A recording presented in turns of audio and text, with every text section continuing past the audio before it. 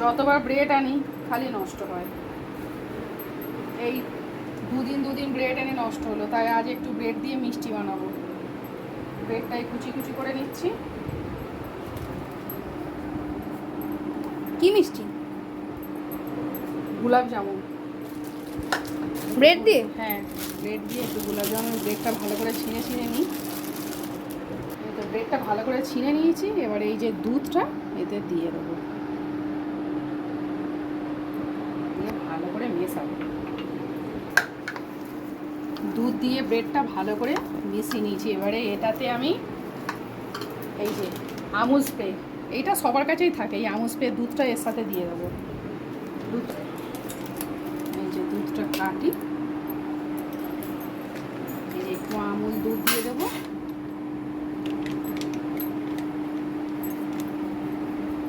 একটু রাখবো, আমার মেয়ে খাবে বলেছে আবার। আর দেবো একটু ঘি, একটু ঘি।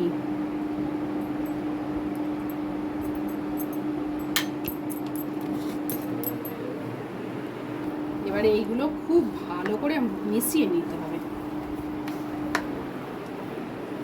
নরম হবে, নাহলে গোলাপ জামুনটা আবার একটু শক্ত শক্ত লাগবে। ব্রেড দিয়ে, ব্রেড নষ্ট না করে এইভাবে গোলাপ জামুন বানিয়ে নেবেন বাড়িতে।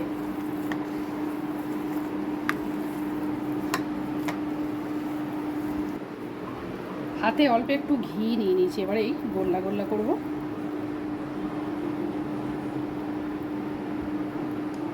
গোল গোল লম্বা লম্বা যে যেমন পারেন শেপ দিয়ে দেবেন।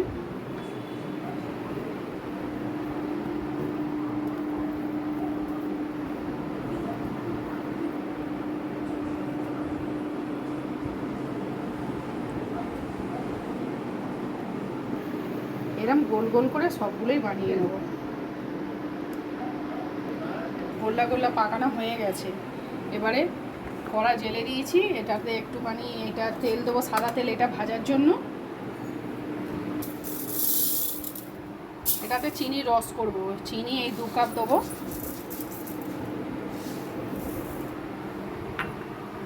আর এই যে তেল গরম বসিয়ে দিয়েছি, এই যে চিনি রস করতে দিয়েছি। এই চিনিটা এবার ভালো করে গুলুক। তেলটা গরম হয়ে গেছে। এবারে এই যে অল্প অল্প একটা একটা করে গোল্লা পাকিয়ে রেখেছিলাম, যেটা গোলাপ জামুনের জন্য, সেইটাই দিয়ে দেব।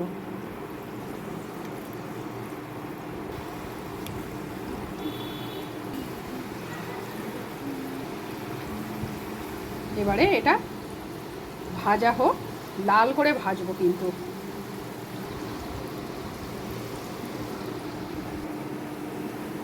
রসটা ফুটে গেছে,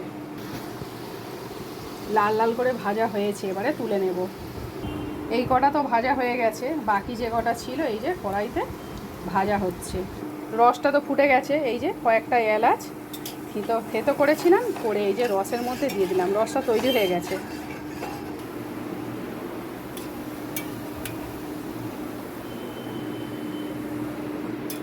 ছিল সেই কটাও লাল লাল করে ভাজা হয়ে গেছে। এই যে তুলে নেবো। এবারে এই যে রস দিয়েছি করে এটাতে দিয়ে দেবো। এবারে একটা একটা করে। ব্রেড কেন ফেলে দেবো বলুন কিনে, তার থেকে এইভাবে গোলাপ জামুন করে বাড়িতে খাবেন, খেতে সুন্দর টেস্টও হবে। এবার এটা 2 ঘন্টা রসে ডোবানো থাকবে।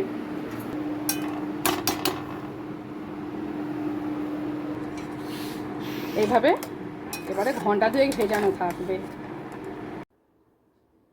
মিষ্টিটা 2 ঘন্টা ভেজানো ছিল। দেখুন কত সুন্দর হয়েছে। একটা কেটে দেখাই। এই দেখুন মিষ্টিটা।